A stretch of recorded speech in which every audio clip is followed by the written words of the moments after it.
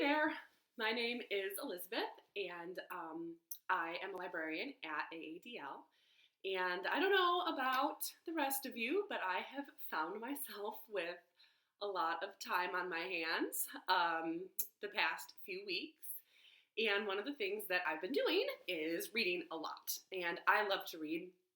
I'm someone who selects most of the fiction for the adult fiction for the library. So a lot of books I touch and see and get to read a lot of books that way. And so I thought it would be kind of cool to just share with you what I've been reading and some cool new books that are going to be published this spring that you might want to put on your reading list. And I kind of put together a little theme. So for this episode of Quarantine Reads, the theme is thrillers featuring female leads. So I am going to just share some book recommendations with you, and maybe you'll find some things that you want to add to your reading list.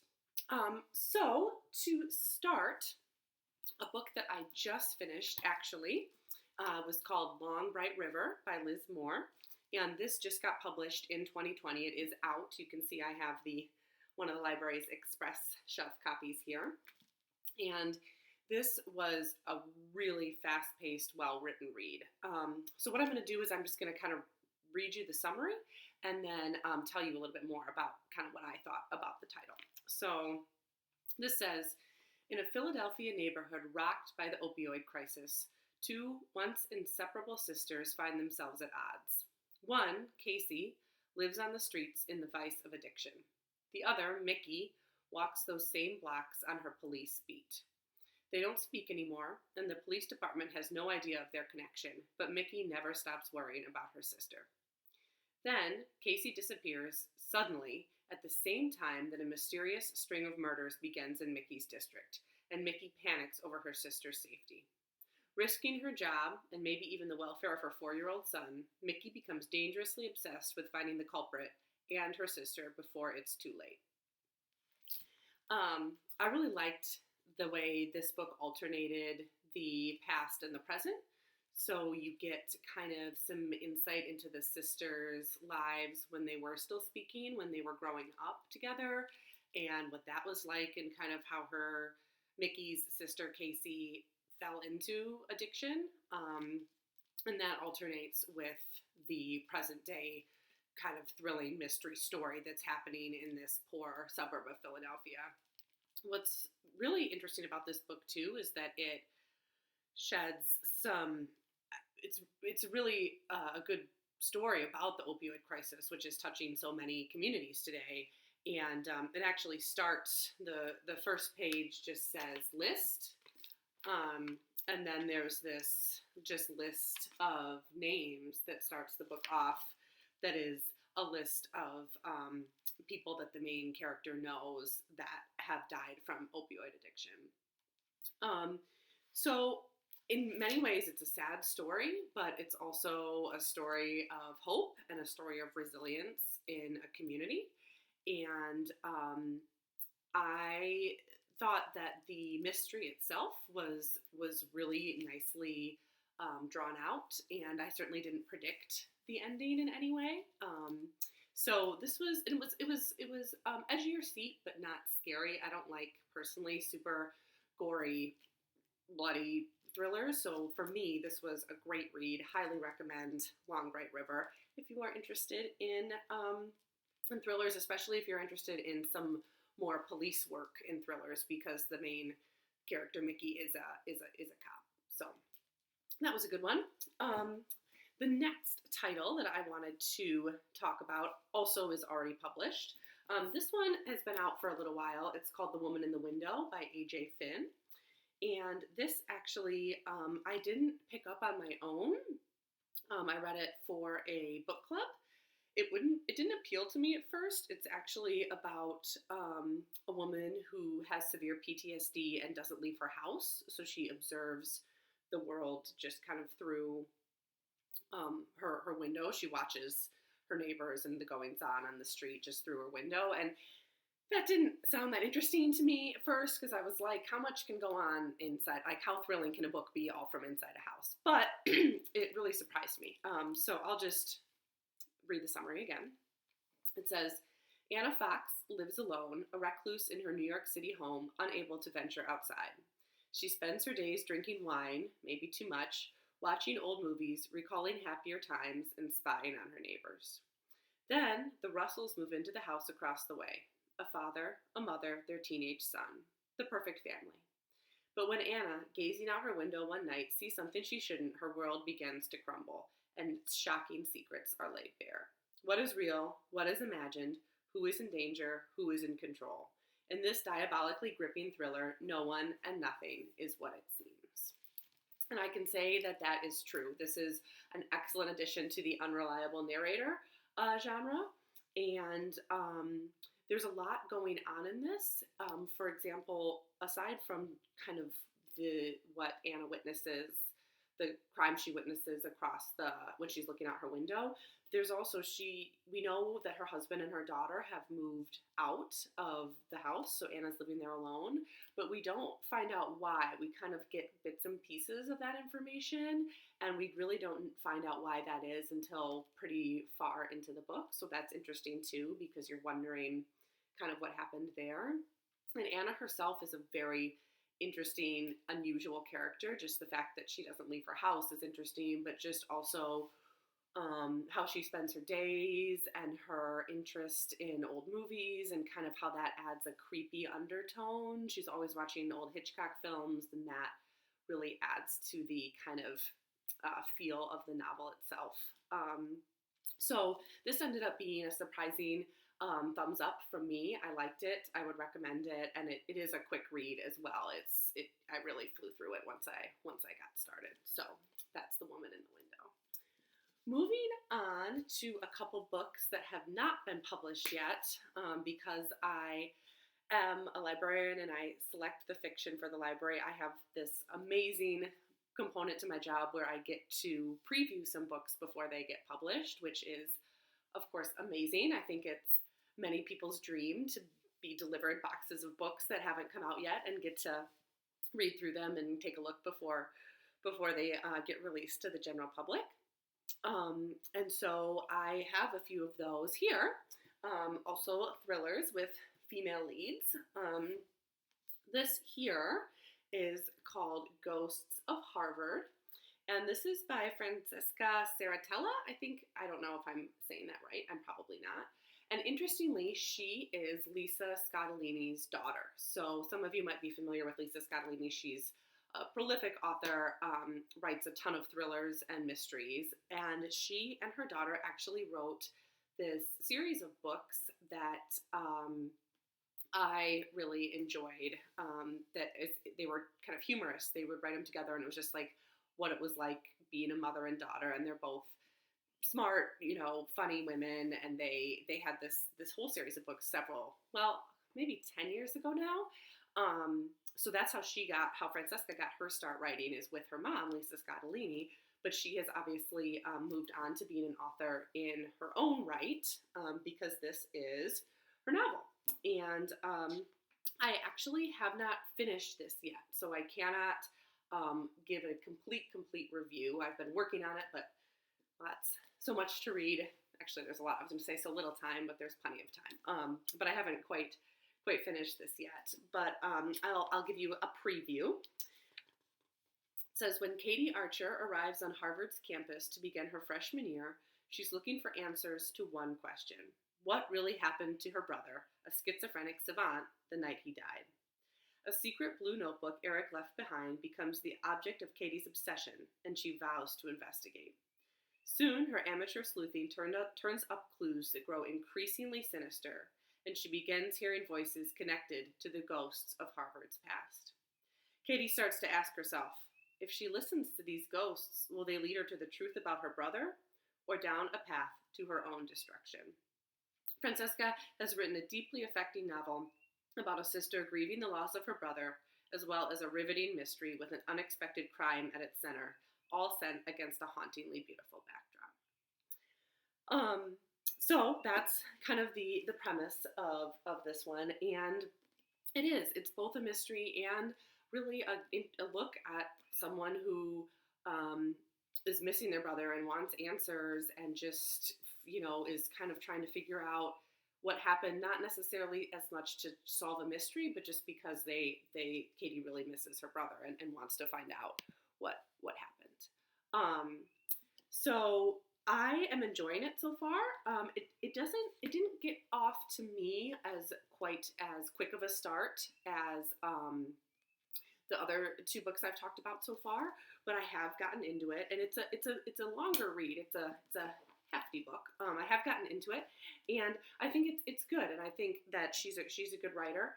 And I'm looking forward to seeing how it ends. And I think that Harvard always provides such an interesting backdrop for stories to me, and Cambridge, and that honestly just New England kind of I find to be a good setting for books, and especially for mysteries. There's just, I don't know, maybe it's because it's older than the rest of the country in many ways, but always adds some good creepiness to me when a book is set in New England. So that is Ghosts of Harvard. The next one that I'm going to share is also going to be published in May of this year, May of 2020, and this is called Catherine House by Elizabeth Thomas. And actually, this is also set at a university, but it's kind of being marketed as a gothic thriller, which is appealing to me. That's interesting, and I'll just read the summary, and then I'll talk about it. Okay.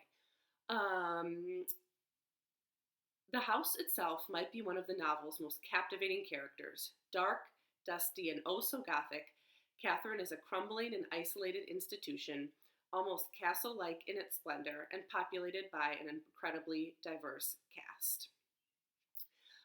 Part mystery, part gothic horror, part story of a young woman in search of meaning and a sense of belonging in the world, Catherine House is delicious, twisty, and immersive.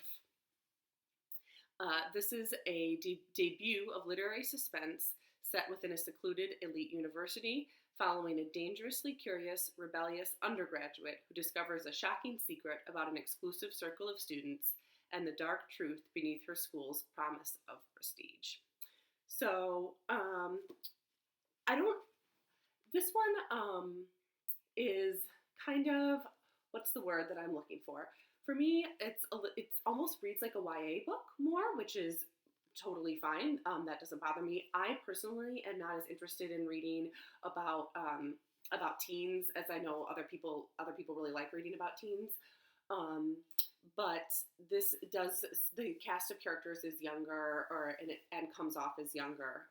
But it's definitely, the setting is great. This old institution is perfect for kind of a gothic, horror-y, creepy story. And, it has a lot of elements that make for a great story. A secret group that is maybe up to no good, and a girl who wants to figure out what's happening there, and then finds out too much. And of course, there's some rivalries and some popularity contests, and something sinister lurking beyond all that. So it's a quick read. I went through it really, really fast, and I would say I think I want more people to be able to read it, because I want to talk to people about it and hear what they think. But I think that it's gonna be a popular one when it comes out, and the library is certainly gonna have plenty of copies. So this one might be something that you want to add to your list if what I said about it sounds interesting to you. And then this is a little bit of this is maybe not necessarily, it's not being marketed as a thriller, but this just came out, the new novel by Emily St. John Mandel, who wrote Station 11, which I think has probably, those of us who've read that, maybe that's been on our minds a fair amount lately. And I'm including this in my kind of thriller book talks, because it really reads like one. It's just so, I couldn't put it down. And I felt the same way about Station 11, actually, when I read that. And so this is, it's similar. It reads as quickly as that did for me. So I'll tell you, this is what it says. An exhilarating tale of colliding worlds, The Glass Hotel takes readers from the wilds of Vancouver Island to the skyscrapers of New York. In the glittering intersections of two seemingly unrelated events, a massive Ponzi scheme collapse, and the mysterious disappearance of a woman from the deck of a ship at sea, Emily St. John Mandel paints a breathtaking portrait of greed and guilt, love and delusion, and the infinite ways we search for meaning in our lives. I was really eagerly waiting for this one to come out, and it is out now. And this it's a little bit complex in its settings. It moves around, and there's several main characters, a girl and her brother, so it shifts around in time and in location and in what's happening. But once you kind of figure out where everybody is and who they are, it's not at all difficult to follow, and it's a amazing story that I think I really enjoyed reading it while I'm quarantined. So if you have the ability to get your hands on this, it's not like Station 11 in the sense that it's about a pandemic, which is good. I personally have no interest in rereading Station 11 right now, but it was a good book to read during quarantine for me. And it's gotten a lot of press. There's they think it was a 200,000 copy first print, so it's definitely already popular and was marketed a lot before it was even published. So I would recommend this one for sure, and I wanted to put it on my book talk list, just even though it's not technically a thriller, because I felt like it was worth a mention. So just a short recap for those of you that have been listening. I wanted to, in case you were keeping a list, this was Long Bright River by Liz Moore. This is the one about the police officer, and her sister is the opioid addict, and then her sister goes missing. So the police officer is looking for her and also kind of trying to deal with the opioid addiction that has overtaken the neighborhood in the area where she works. Really highly recommend this one. Quick read. This one is The Woman in the Window by A.J. Finn, about the woman who doesn't leave her house but witnesses a crime by looking out her window and seeing it happen in her neighbor's home. Really a little bit slow to start, but then really crazy and a great one to read. This one was Ghosts of Harvard by Francisca Saratella, and this is the one that's coming in May 2020. So this one's not out yet, but you might want to put it on your list, about the girl who's trying to find out what happened to her brother who disappeared at Harvard. So I'm not quite done with this yet, but I am recommending it. And this one was Catherine House by Elizabeth Thomas, about the kind of spooky old institution where a girl uncovers a sort of secret group and learns about some of the what that means for the school, and how that's gonna kind of affect her and what she wishes she didn't learn, I guess. So this is one that I think some people will really like, Catherine House. And then lastly, I talked about The Glass Hotel, Emily St. John Mandel's new book, which I'm definitely recommending. She's the author of Station 11, and not quite a thriller, but definitely a quick read, and in some ways reads like a thriller. So I hope that you were able to get a few ideas for books that you might want to read. And I personally am hoping to do quarantine reads again with another theme, maybe sometime next week or the week after, because I will definitely be continuing to read while we are staying home. So happy reading to everyone, and if you have any good book recommendations, I hope you'll recommend them in the comments and share maybe what thrillers you've been reading lately. So have a great rest of the day.